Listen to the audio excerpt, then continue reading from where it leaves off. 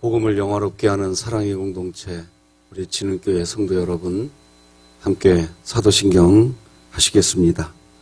전능하사 천지를 만드신 하나님 아버지를 내가 믿사오며 그 외아들 우리 주 예수 그리스도를 믿사오니 이는 성령으로 잉태하사 동정녀 마리아에게 나시고 본디오 빌라도에게 고난을 받으사 십자가에 못 박혀 죽으시고 장사한 지 사흘 만에 죽은 자 가운데서 다시 살아나시며 하늘에 오르사 전능하신 하나님 우편에 앉아 계시다가 저리로서 산자와 죽은 자를 심판하러 오시리라.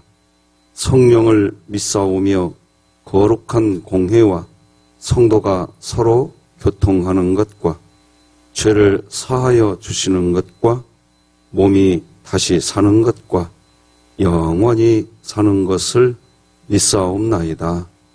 아멘. 찬송가 364장, 내 기도하는 그 시간, 364장 하나님께 찬양 드리겠습니다.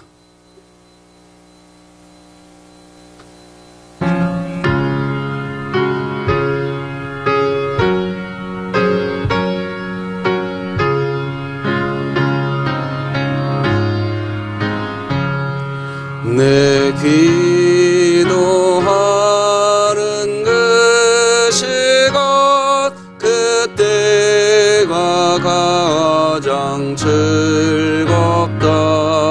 이 세상 근심 걱정에 얽매인 나를 부르사 내 진정 소원 주 앞에 난 낫지 바로 아뢰요.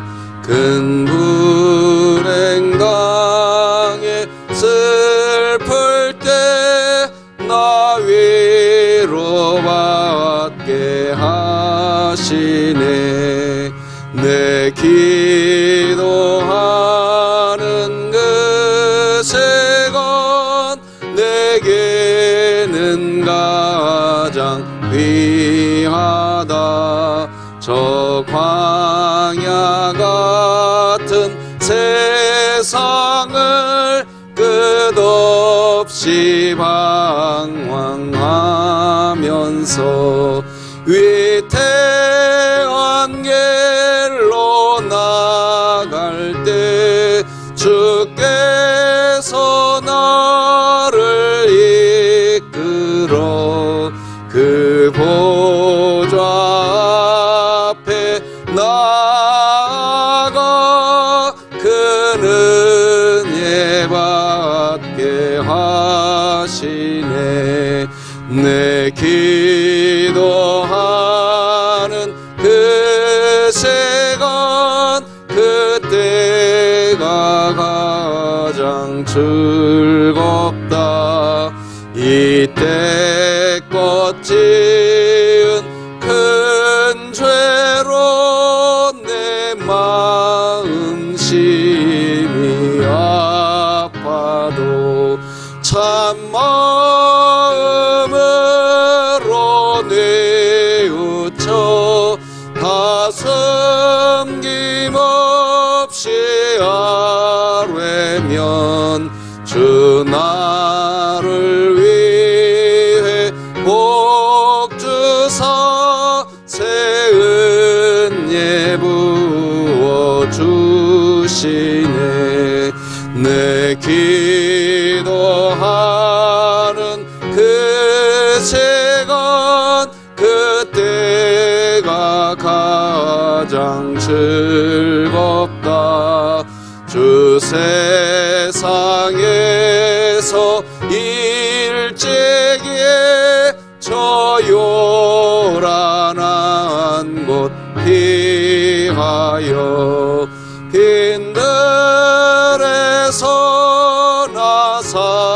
나산에서 온 밤을 세워 지내사 주 예수 친히 기도로 근본을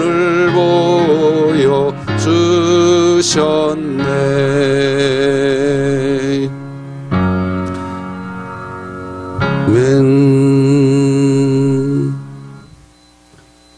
오늘 함께 나눌 하나님의 말씀은 구약성경 시편 26편 1절에서 마지막 12절까지 한 절씩 교독하시겠습니다. 시편 26편 1절에서 마지막 절까지 교독하십니다. 하나님의 말씀입니다. 내가 나의 완전함에 행하여 싸우며 흔들리지 아니하고 여호와를 의지하여 싸우니 여호와여 나를 판단하소서. 여호와여 나를 살피시고 시험하사 내 뜻과 내 양심을 단련하소서. 주의 인자하심이 내 목전에 있나이다.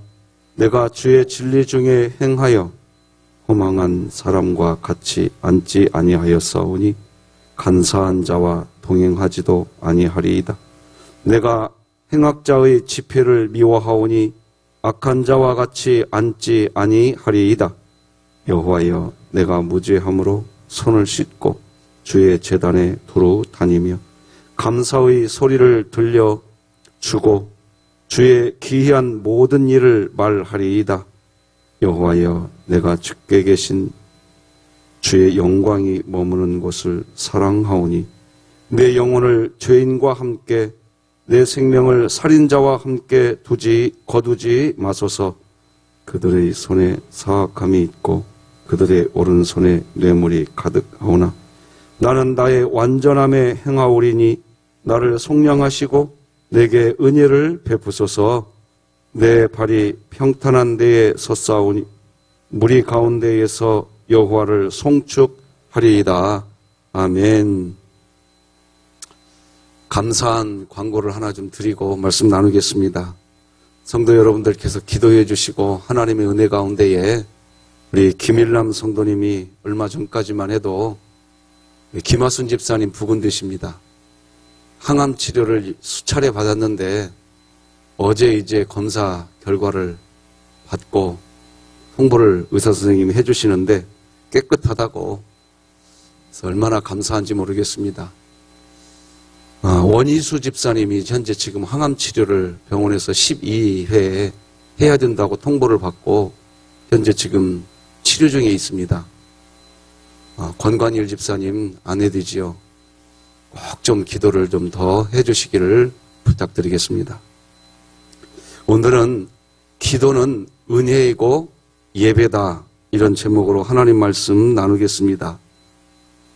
기도는 우리를 하나님께로 인도하는 은혜이고 하나님께 드리는 예배입니다. 먼저 기도가 은혜인 것은 기도를 하면 나의 뜻은 수면 아래로 내려가 버리고 기도를 하면 하나님의 뜻만 수면 위로 올라오게 됩니다. 그게 기도를 하면서 받게 되는 가장 큰 은혜입니다. 가장 큰 은혜. 기도는 내가 하나님을 설득하는 게 아니라 내가 하나님의 뜻 안에 설득당하는 것입니다. 그때 기도가 완성됩니다. 그거를 은혜라고 얘기하는 겁니다. 성경에 기도를 통해서 몸이 치료가 되고 은혜죠. 그것도 분명히 은혜입니다.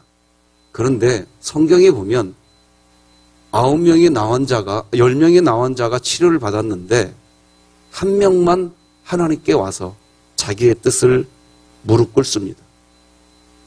그 한 명만 구원을 받게 됩니다. 물론 9명도 몸의 치료는 받았습니다. 은혜입니다. 그래서 기도의 은혜가 언제 완성되느냐? 기적이 나타난 것은 아직 완성 단계가 아닙니다.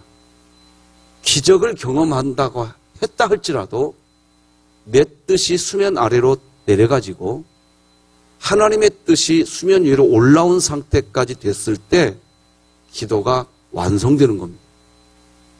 둘째, 기도가 예배라고 했습니다. 예배인 것은 말씀드린 것처럼 내 뜻이 숨겨지고 하나님의 뜻이 드러나는 것, 그게 예배인 겁니다. 로마서 12장을 여러분 기억나실 겁니다. 2절에 보면 이 세상을 본받지 아니하고 이 세대를 본받지 아니하고 하나님의 선하시고 기뻐하시고 온전하신 뜻이 무엇인지 분별하여, 그러니까 내가 세상을 본받고 있던 내 뜻은 사라지고 하나님의 선하신 뜻이 나에게 나타나는 상태, 그것을 로마서에서는 영적 예배라고 이야기합니다. 우리는 기도를 통해서 하나님께 예배로 나가고 또 예배를 통해서 우리는 내 자신의 수준에서 벗어나 하나님의 눈으로 세상을 바라보는 새로운 삶을 살게 되는 것입니다. 새로운 삶이라는 것은 우리가 세상의 어떤 형통함, 세상이 말하는 어떤 행복, 그것을 포함하지만 새로운 삶이란 하나님이 하시는 일에 우리가 동참하는 그것을 의미합니다. 내 뜻이 수면 아래로 내려가고 하나님의 뜻이 세워진다는 것은 우리가 하나님의 일에 동참한다는 뜻입니다. 오늘 여러분의 기도가 그렇게 되기를 바랍니다. 그래서 예배는 단순한 종교 행사가 아니라 하나님 품에 안기는 거고 그게 또 기도라는 겁니다. 하나님께서 잘 준비되고 완전한 사람, 완벽한 성도를 찾는다고 하지 않았습니다. 상한 심령을 찾는다고 그랬어요. 왜 성경이 그렇게 이야기할까요? 시편 51편의 말씀을 보면 하나님께서 구하시는 제사는 상한 심령이라. 하나님이여 상하고 통회하는 마음을 주께서 멸시하지 아니하시리이다. 이 세상을 살아가다 보면 우리 뜻은 다 상한 심령이 됩니다. 그걸 아셔야 됩니다. 그것을 내가 갖고 있는 뜻이 상한 심령이라는 것을 아셔야 됩니다. 하나님께서 구하시는 제사는 상한 심령이라고 이야기하십니다. 왜 하나님은 이런 식으로 이야기하실까요? 하나님이 이렇게 이야기하시는 것은 참 예배, 참 기도를 우리에게 알려주시려고 하는 뜻이 계시기 때문입니다. 모세가 시편 90편을 기록했는데 시편 90편에서 모세는 한평생의 삶을 다 살고 난 후에 이 세상에서 자랑할 수 있는 것은 수고와 슬픔뿐이라고, 그리고 그것조차도 신속히 가는 게 이 세상이라고 시편 90편 10절에서 노래합니다. 우리의 연수가 70이요 강건함이 80이라도 그 연수의 자랑은 수고와 슬픔뿐이요 신속히 가니 우리가 날아가나이다. 그렇습니다. 정말로 우리 인생은 수고와 슬픔뿐입니다. 자꾸 제 형님 얘기를 해서 죄송합니다. 저 형님을 천국으로 보내시고 난 후에 얼마 있지 않아서 저희 어머니가 저하고 제 동생이 있는 자리에서 이런 얘기를 하시더라고요. 시골에서 늘 일만 하면서 살았기 때문에 너희가 어릴 때 참 너희들에게 못 먹이고 못 입혔지만 한 집에서 함께 지내면서 너희들 커가는 것 보던 시절, 힘겨웠던 시절이었거든요. 사실 그때가 가장 행복했다 하면서 시편 이 말씀을 인용해서 어머니가 정말 이 세상은 수고와 슬픔밖에 없더라, 저에게 그런 얘기를 해주시더라고요. 가슴으로 이해가 되었어요. 그때 못 먹고 못 입힐 때 참 수고로운 인생을 살았었다는 거예요. 근데 지금 생각해 보니까 그렇게 수고롭게 살 때가 행복했다는 거예요. 여러분의 인생이 요즘에 수고스럽습니까? 슬픔이 있으십니까? 지나고 보면요, 그것이 행복이더라고요. 이 세상의 자랑이 뭐냐는 거예요, 도대체. 모세는 분명히 말합니다. 수고와 슬픔뿐이다. 여러분이 인생 살아오면서 수고하셨습니까? 그러면 여러분은 자랑할 것이 있는 인생인 것입니다. 여러분이 이 세상 살아오면서 슬프셨어요? 슬픈 일이 있으셨어요? 그러면 여러분의 인생은 자랑할 것이 있는 거예요. 이 세상의 삶을 살다 보면 정말 수고와 슬픔이 가득한 것입니다. 그렇게 우리가 이 세상에서 살아간다는 것 그 자체가 사실 마음이 상해지는 일인 것입니다. 살고 있는 것 자체가 그렇게 되는 겁니다. 하나님은 다 알고 계셨어요. 하나님을 믿는 그리스도인이라 할지라도 이 세상에 살고 있는 한 모든 사람의 마음은 상한 심령이 된다는 거예요. 근데 그 상한 심령을 갖고 하나님께 오라는 거예요. 그래서 하나님은 상한 심령이 될 수밖에 없는 우리 인생, 우리의 마음, 그 상한 심령 그대로 하나님 앞에 나와서 주여 나를 불쌍히 여겨주소서. 이게 하나님이 받으시는 제사인 줄 믿으시기 바랍니다. 교회에 와서 정말 하나님을 예배하기를 원한다면 주여 나는 불쌍한 존재입니다. 나는 죄인입니다. 자기 부인이 없이는 절대로 하나님께 예배를 드리러 왔지만 정말 예배 드리고 가느냐? 거기에는 물음표가 찍힌다 이겁니다. 우리가 그런 신앙생활을 했으면 좋겠어요. 우리는 완벽해야 마음이 편안해지고 완전하게 먼 일을 마무리해야 두 다리 뻗고 사는 그런 습성이 우리에게 있습니다. 그래서 사람들은 완벽함과 완전함을 지금도 찾아다닙니다.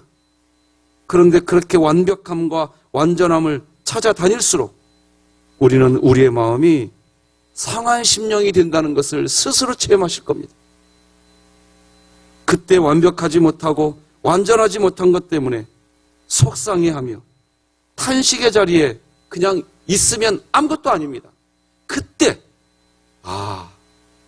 이 세상은 또다시 수고와 슬픔뿐이구나. 이 상한 심령 그것을 가지고 하나님 앞에 오늘도 내일도 나오셔서 하나님 나는 상한 심령입니다. 그러면 하나님이 너 왜 상한 심령이 됐냐 이놈아 하고 꾸짖는 게 아니라 오히려 하나님은 그래 나는 그런 너희들의 예배를 기다리고 있느니라. 할렐루야. 이게 시편 51편의 말씀입니다.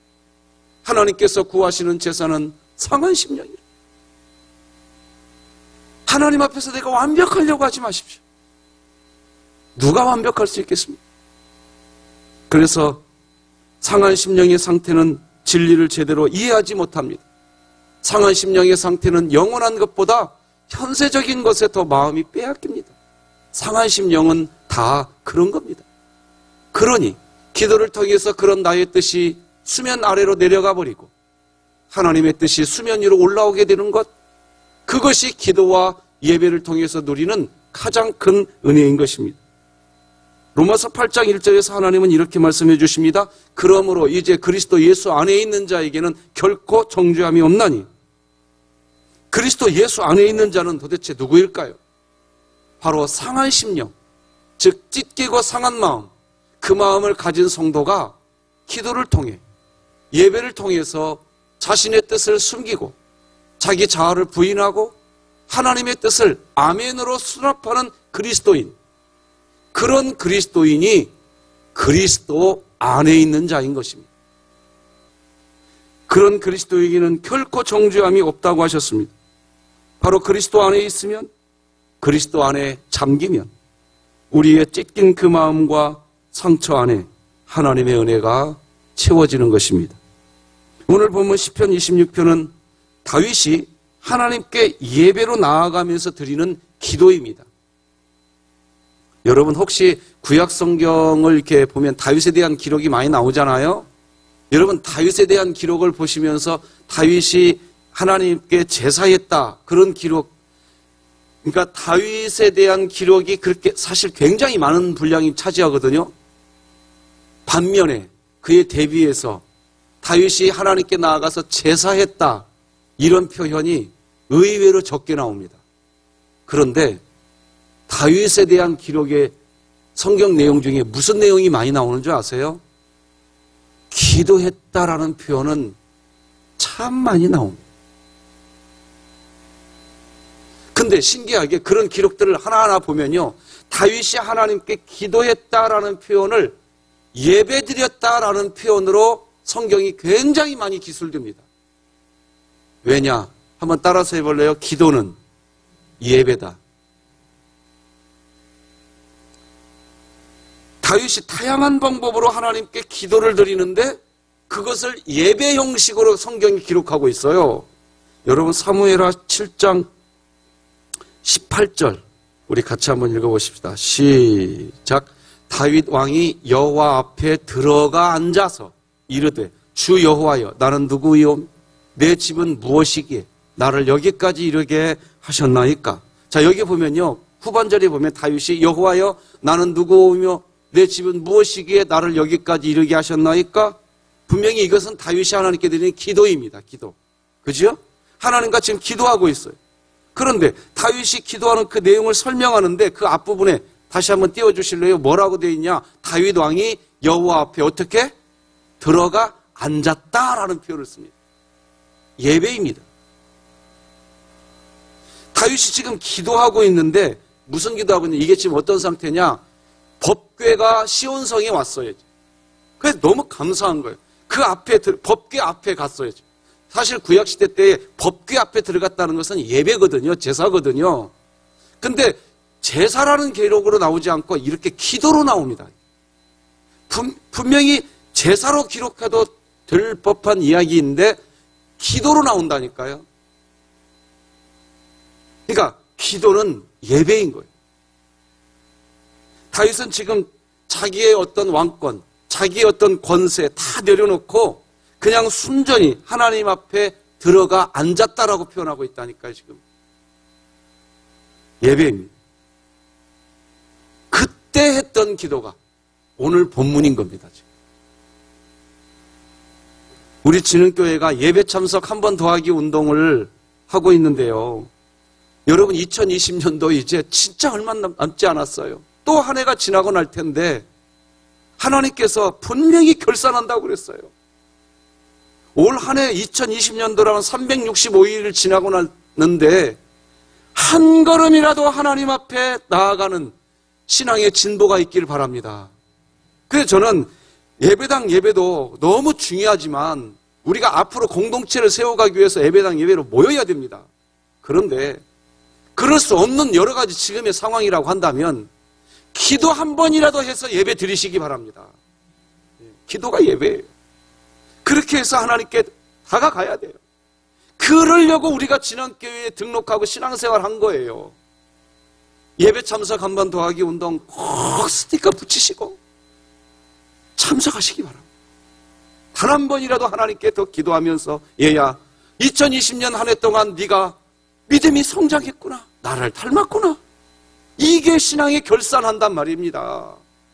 너 진흥교회에서 교회생활 열심히 했구나. 그거 아무것도 아니라는 겁니다. 교회생활 제가 무시하려고 하는 게 아니에요. 무엇이 우리의 본질이냐 이겁니다. 저는 이것을 우리 교회 성도 여러분들이 깊이 알았으면 좋겠어요.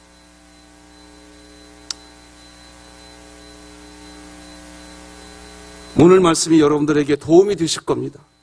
먼저 1절 다 같이 한번 읽어봅시다. 시작. 내가 나의 완전함에 행하여 싸우며 흔들리지 아니하고 여호와를 의지하여 싸우니 여호와여 나를 판단하소서. 예배자의 기도가 예배라고 했습니다. 그런데 이 1절을 가만히 보면 좀 이해가 안 됩니다. 내가 나의 완전함에 행하였대요. 완전하대요. 하나님 앞에 완전한 사람이 누가 있습니까? 지금 다윗이 뭐 교만스러운 것 같아요. 이 말이 시작하는 게. 아니 하나님 앞에 흠이 없는 사람이 누가 있습니까? 다 흠이 있어요. 근데 완전하대요. 왜 이렇게 표현할까요? 우리가 이것을 이해하려면 1절에서 말하는 이 완전함은 원문이 퍼펙트가 아닙니다. 성실함입니다. 성실. 그러니까 내가 나의 완전함에 행하여 싸우며 이 말은 내가 나의 삶을 성실하게 살았습니다. 이 말입니다. 사람은 누구도 완전할 수 없어요. 완벽할 수 없거든요. 그러나 사람은 누구든지 성실한 삶은 살아갈 수 있습니다. 적어도 우리 진흥교회 이렇게 새벽 예배, 영상으로 예배 드리든 예배당에 와서 예배 드리든 여러분들은 이렇게 예배 드리는 여러분들은 성실한 삶 살고 있는 분이라고 인정하지 않을 수가 없습니다. 사람은 성실하게 살 수 있습니다. 완벽하지는 못해도. 그 얘기하고 있는 겁니다. 근데요, 성실하다는 것은 하나님이 뭐라고 인정해 주느냐? 온전하구나. 이렇게 이해해 주는 거예요. 그래서 성실함은 온전함이고요. 성실함은 온전함이고, 온전함이란 나뉘어지지 않은 마음, 갈라지지 않은 마음을 의미합니다. 하나님 앞에 다윗이 지금 기도하고 있는데 이 기도가 예배가 되는 것은 성실함, 온전함이 있기 때문입니다. 마음이 나누어지지 않았다는 것입니다. 마음이 나누어지지 않았으니 하나님 앞에서 마음이 흔들릴까요? 안 흔들릴까요? 안 흔들려요. 완벽하지 않은데 흔들리지 않습니다. 여러분들이 새벽마다 이렇게 새벽 예배 나오시는 거 여러분이 완벽해서 나오는 것 같아요? 아니에요. 우리 완벽하지 않아요. 그런데요, 우리는 성실함이 있습니다.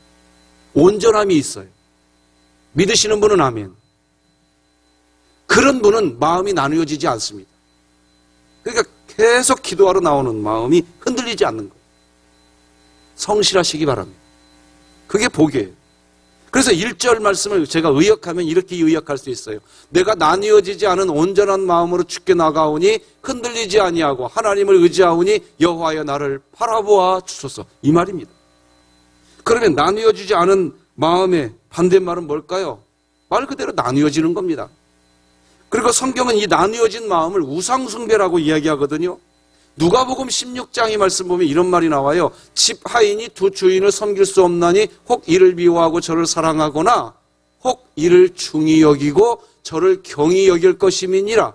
너희는 하나님과 재물을 겸하여 섬길 수, 이게 나뉘어질 수 없다라는 거예요. 하나님을 진짜 섬기는 사람은 나뉘어질 수 없다. 그런 얘기를 하는 건데, 하나님을 섬긴다고 하면서 재물을 섬기는 마음은 결국 나뉘어진 마음이고 성실하지 못한 마음이고 온전하지 못한 마음이라는 거예요. 그 나뉘어진 마음은 우상숭배라고 골로새서 3장 5절이 분명히 이야기합니다.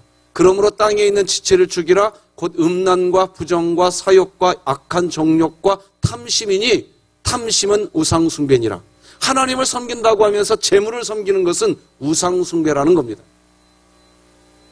결국 우상숭배는 나뉘어진 마음이지요. 그런데 다윗은 그 마음이 나뉘어지지 않았습니다. 하나님만 의지하는 것입니다. 하나님만 바라보는 것입니다. 그러니 지금 다윗의 기도는 예배입니다. 그리고 은혜인 것입니다. 자, 그렇다면 나뉘어지지 않고 하나님만 바라보는 마음은 변질되지 않고 영원할까요? 영원할까요? 아니. 그게 우리들의 또 연약함이에요. 다윗도 그걸 알고 있는 거예요. 그래서 2절에서 다윗은 자신의 마음이 하나님 앞에서 단련되었으면 좋겠다라는 표현합니다. 2절 다 같이 한번 읽어볼까요? 시작. 여호와여 나를 살피시고 시험하사 내 뜻과 내 양심을 단련하소서. 단련해달라고. 왜? 변하고 싶지 않아서. 아마 오늘 새벽 기도에 나오신 여러분들 그 마음 때문에 여기 오신 줄로 믿습니다. 그리고 나서 이제 3절로 5절은 하나님께 예배드리기 위한 그리스도인이 예배를 드리기 전에 하나님께 예배드리기 위해 준비된 자신의 마음을 올려드리는 내용입니다. 3절로 5절을 읽어드리겠습니다. 주의 인자하심이 내 목전에 있나이다. 내가 주의 진리 중에 행하여 허망한 사람과 같지 않지 아니하였사오니 간사한 자와 동행하지도 아니하리이다.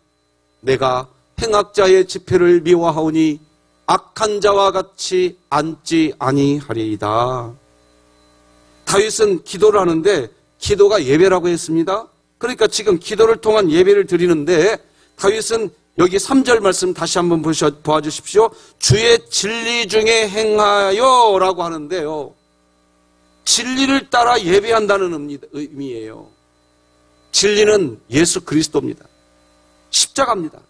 우리가 하나님께 예배할 수 있는 유일한 이유는 여러분 내가 의로워서 예배드리러 오는 것 같아요? 내가 의로워서 진흥교회 목사인 것 같아요? 그러면 저 예배 다 실패합니다. 저는. 우리가 하나님께 예배가 성공할 수 있는 이유는 내 안에 있지 않아요. 나에게 있지 않아요. 너 그따위로 살아와서 하나님께 예배드리러 왔어? 아니에요. 하나님은 그따위로 살았다 할지라도 얘야 네가 그따위로 살았는데도 불구하고 그 상한 마음 갖고 내게 왔구나. 나는 그 예배를 받으신단다. 할렐루야. 이게 하나님이 받으시는 예배예요. 내가 그따위로 살았다 할지라도 내 안에 주님 예수 그리스도 그분이 내 안에 있으면 우리 예배 받으시는 줄 믿으시기 바랍니다. 그래서 4절은 허망한 사람과 같이 앉지 않는다 이런 표현을 씁니다. 다윗이 하나님께 예배하는 사람은 자기 의를 드러내지 않습니다. 그런데 허망한 사람들, 특히 바리새인들은 허망한 사람들이었어요. 자신들은 11조도 했다, 금식도 했다, 구제도 했다고 자기를 자랑합니다. 다 허망한 사람들입니다. 5절에서 행악자의 지표를 미워하오니라고도 기록합니다.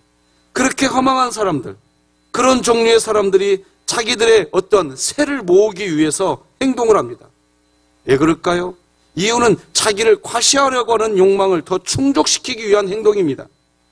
혼자 자기 자랑하는 것보다요, 함께 그런 사람들이 함께 모여 있으면요, 이 죄도 나 혼자 지으면 되게 부담스러워요. 그런데 죄도 다른 사람들하고 같이 죄를 짓잖아요? 그러면 죄를 지어놓고도 떳떳해요. 그래서 이 행악자들 자기 지표를 내는 거예요. 자꾸. 자, 이제 6절로 7절입니다. 이렇게 기록하고 있죠. 여호와여 내가 무죄함으로 손을 씻고 주의 제단에 두루 다니며 감사의 소리를 들려주고 주의 기이한 모든 일을 말하리이다. 이것은 자신이 정말 죄가 없어서가 아닙니다. 앞서 말씀드린 것처럼 진리는 예수 그리스도라고 했습니다. 예수 그리스도 십자가를 붙잡으면 그 안에서 죄가 없어지는 것을 의미합니다. 이제 다윗은 자신의 기도를 그렇게까지 해놓고 이제 기도를 합니다. 자신이 진짜 하고 싶은 말이 9절, 10절, 11절에서 나와요. 기도의 제목, 이게 다윗의 기도의 제목이었어요. 읽어드릴게요. 내 영혼을 죄인과 함께, 내 생명을 살인자와 함께 거두지 마소서. 그들의 손에 사악함이 있고 그들의 오른손에 뇌물이 가득하오나 나는 나의 완전함에 행하오리니 나를 속량하시고 내게 은혜를 베푸소서. 사실은 이게 다윗의 기도 제목이었었어요. 이 기도 제목을 하나님께 올려드리고 싶었던 거예요. 이게 그래서 기도는 예배인 겁니다. 오늘 본문 26장 12절 보니까 이제 이렇게 마무리하잖아요. 내 발이 평탄한 데에 섰사오니 무리 가운데에서 여호와를 송축하리이다. 말씀 뵙겠습니다. 기도는 은혜이고 예배입니다. 기도하는 그리스도인은 기도를 통해서 자기 자신의 뜻은 수면 아래로 내려보내고 하나님의 뜻을 수면 위로 올라오는 그게 은혜인 겁니다. 둘째, 기도가 예배인 것은 내 뜻이 숨겨지고 하나님의 뜻이 드러나는 그 자체가 예배가 되는 겁니다. 하나님 앞에 완전할 사람은 이 세상에 아무도 없습니다. 그러나 다윗이 자신을 완전한 자로 이야기하는 것은 자신의 신실함, 성실함을 이야기합니다. 사람이 완전할 수는 없지만 누구든지 성실하게 살 수는 있습니다. 성실하다는 말의 의미는 온전하다는 뜻입니다. 성실함은 온전함이고 온전함이란 나뉘어지지 않은 마음, 갈라지지 않은 마음입니다. 마음이 나뉘어지지 않았으니 하나님 앞에서 마음이 흔들리지 않는 것입니다. 하나님만 바라봅니다. 하나님만 의지합니다. 그런 마음은 하나님을 예배하는 마음이기에 기도가 예배가 되고 은혜인 것입니다. 할렐루야. 우리 진흥교회 말씀이 나를 신방하게 하라. 오늘도 바이블 챌린지가 진행되는데 오늘은 우리 맹수철 장로님, 김지연 집사님, 조옥분 성도님, 성은희 사모님, 김택준 어린이가 오늘 성경을 필사하고 내일은 권영석 우리 원로 장로님, 엄순자 권사님, 민경은 청년, 배주은 어린이, 이성수 목사님이 성경을 필사하십니다. 주일날은 이창수 장로님, 이민택 권사님, 정보한 집사님, 남명호 전사님, 신희나 어린이가 성경을 필사합니다. 이분들 한 분 한 분들을 주님의 이름으로 축복합니다. 하나님의 말씀을 기록하실 때 하나님과 더 친밀해지시고 하나님의 그 권세 있는 손이 우리 성도님들 성경 필사할 때 그 하나님의 능력 있는 그 손이 우리 성도님들의 손을 꽉 잡아주셨으면 좋겠습니다. 그래서 이 세상 살아갈 때 하나님의 나라를 크게 세워가는 여러분 되시기 바랍니다. 우리 진흥교회 말씀으로 신방받는 놀라운 은혜가 이 코로나19 시대에 있기를 축복합니다. 기도하시겠습니다. 하나님 아버지 감사합니다. 오늘도 우리를 잠에서 깨워주시고 기도하게 하시니 감사합니다. 예배가 되게 하여 주시옵소서. 내 뜻이 수면 아래로 사라져버리고 하나님의 뜻이 수면 위로 올라오는 예배가 되게 하여 주시옵소서. 하나님 아버지, 오늘도 하나님의 말씀을 필사하실 우리 맹수철 장로님, 김지연 집사님, 조옥분 성도님, 성은희 사모님, 김택준 어린이, 그리고 내일 권영석 원로장로님, 엄순자 권사님, 민경은 청년, 배주은 어린이, 이성수 목사님, 주일날 이창수 장로님, 이민택 권사님, 정보한 집사님, 남명아 전사님, 신희나 어린이, 하나님 권념하여 주시옵시고 하나님의 말씀, 하나님을 가까이 하는 자에게 나도 너희들에게 가까이 가주겠다고 하나님 약속하셨사오니 그 은혜가 부어지게 하여 주시옵소서. 말씀으로 신방받게 하여 주시옵소서. 우리 김일남 성도님의 몸을 지금까지 지켜주신 하나님 완치되게 하여 주시옵시고, 원희수 집사님, 아버지 하나님 힘든 치료 중에 있습니다. 감당할 수 있는 체력을 주시고 하나님 깨끗하게 하여 주시옵소서. 오늘도 주님과 함께 하기를 소망하며 예수님의 이름으로 기도드립니다. 아멘. 하늘에 계신 우리 아버지여, 이름이 거룩히 여김을 받으시오며 나라가 임하시오며 뜻이 하늘에서 이루어진 것 같이 땅에서도 이루어지이다. 오늘 우리 일용할 양식을 주시옵고 우리가 우리에게 죄 지은 자를 사하여 준 것 같이 우리의 죄를 사하여 주시옵고 우리를 시험에 들게 하지 마시옵고 다만 악에서 구하시옵소서. 나라와 권세와 영광이 아버지께 영원히 있사옵나이다. 아멘.